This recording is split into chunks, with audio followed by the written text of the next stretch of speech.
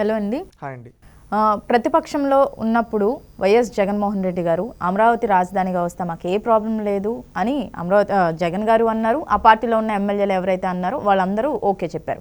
కానీ అధికారంలోకి వచ్చిన తర్వాత మూడు రాజధానులు పెడతామని అన్నారు. కానీ ఇప్పుడు మాత్రం అదే పార్టీకి చెందిన ఒక ఎమ్మెల్యే మధుసూదన్ గారు ఆయనేమో ఇప్పుడు రాజధాని ఏమైనా కూడిపెట్టిద్దా అని ఒక సంచలనమైన వ్యాఖ్య అయితే చేశారు. దాని గురించి ఏం చెప్తారు మీరు? ఎవరు పాలకులుగా మనం మంచి వాళ్ళని ఎన్నుకోవాలి. చదువు సంధ్య లేని వాళ్ళని, రౌడీల్ని, గోండాల్ని పాలకులుగా ఎన్నుకుంటే ఇలాగే ఉంటుంది పరిస్థితి. ఏమీ లేని వ్యక్తుల్ని రాజధాని విలువ ఏం తెలుస్తుంది వాళ్ళకి? రాజధాని ఎందుక? నీ ఇంట్లో దేవుడు కూడా ఎందుకు తీసేయచ్చు కదా. నీ ఇంట్లో ఒక ఇల్లు కట్టుకునేటప్పుడు మనం దాంట్లో మెయిన్గా ఈ విధంగా పెట్టుకుంటాము ఒక పార్ట్. ఆ విధంగా ఒక ఐకానిక్ రాజధాని అనేది. ఆ రాజధాని అనేది ఎందుకంటున్నావు? ఈరోజు తెలివి లేక దేశానికి రాజధాని పెట్టింది. భారతదేశానికి రాజధాని ఎందుకు? రాజధాని లేదని చెప్తారు వీళ్ళు. ప్రతి రాష్ట్రానికి రాజధాని ఎందుకు పెట్టుకున్నారు? అది ఒక ఐకానిక్ సింబల్ రాష్ట్రానికి. ఏంటంటే మన వాళ్ళ యువతకు ఉపాధి ఉద్యోగ అవకాశాలు కల్పించడానికి. అదేవిధంగా ఆ రాజధాని అనేది మన రాష్ట్ర అభివృద్ధిని దిక్సూచిగా చూపించడానికి రాజధాని అవసరం. రాజధాని అనేది ఒక పక్కనుంటే అక్కడ మన సమస్యల్ని, అంటే అక్కడ ప్రజా చర్చ జరుగుతుంది, అక్కడ ప్రతి ఒక్కరు వెళ్ళి అక్కడి నుంచి అది ఒక ఐకానిక్గా చూపించి అక్కడి నుంచి అభివృద్ధి వికేంద్రీకరణ జరగాలి. వీళ్ళ ప్రభుత్వంలో అభివృద్ధి వికేంద్రీకరణ జరగలేదు, ఏమీ జరగలేదు. ఈరోజు వీళ్ళు రాజధాని ఎందుకు అంటున్నారు? ఇలాంటి వాళ్ళు పాలకులు ఉన్నారంటే సిగ్గుచేటు. సరే, ఈయన ఇలా అంటున్నాడు కదా, అలాంటప్పుడు వీళ్ళ ముఖ్యమంత్రి 3 రాజధానులు ఎందుకన్నాడు? రాజధాని కూడిపెట్టదు కదా, అలాంటప్పుడు 3 రాజధానులు ఎందుకన్నాడు మీ నాయకుడు జగన్మోహన్ రెడ్డి? దానికి సమాధానం చెప్పమనండి మన గౌరవ శాసనసభ్యులు బిఎఫ్ మధుసూదన్ రెడ్డి గారిని. దానికి సమాధానం ఉండదు. అలాంటప్పుడు ఆ రోజు చెప్పుండొచ్చు కదా, రాష్ట్రానికి రాజధాని వద్దని జగన్మోహన్ రెడ్డి గారు శాసనసభలో చెప్పుండొచ్చు కదా. 2014 నుంచి 19 వరకు శాసనసభలో ఉన్నప్పుడు ఆ రోజు చెప్పాడు కదా, ఈ రాజధాని ఎక్కడైనా ఉంటే 30,000 ఎకరాలని అడిగాడు. సాక్షాత్తు ఆ రోజు ఎందుకన్నా అడిగాడు 30,000 ఎకరాలు మీ నాయకుడు? దానికి సమాధానం చెప్పండి. అవుటికి సమాధానం చెప్పలేరు. ఈరోజు వీళ్ళు కట్టలేదు కాబట్టి ఈ విధంగా రివర్స్లో ఈ విధంగా రాజధాని ఎందుకు అంటున్నారు? ఇలాంటి పాలకులు ఈరోజు కూర్చున్నందుకు మేము సిగ్గుపడుతూ ఉన్నామండి. ఎందుకు మధుసూదన్ గారు ఇలాంటి వ్యాఖ్య చేసిన తర్వాత కూడా జగన్ రెడ్డి గారు ఏమీ స్పందించకపోవడంపై ఏమంటారు మీరు?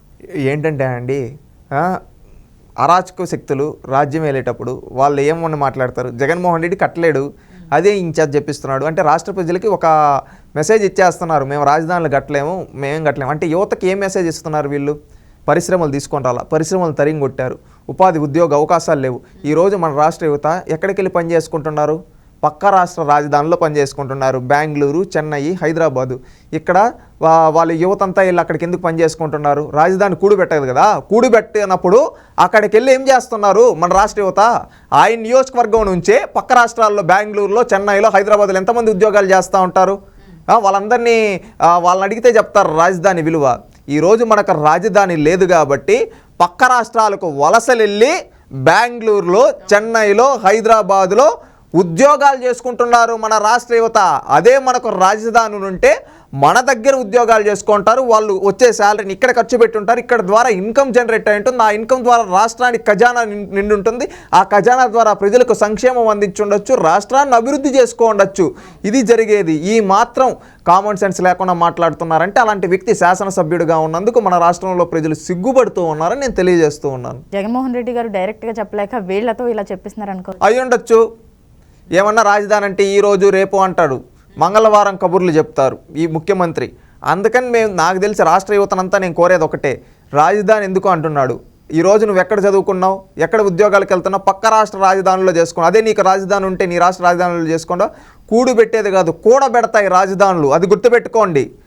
కూడుబెట్టడం కాదు, కూడబెడతాయి.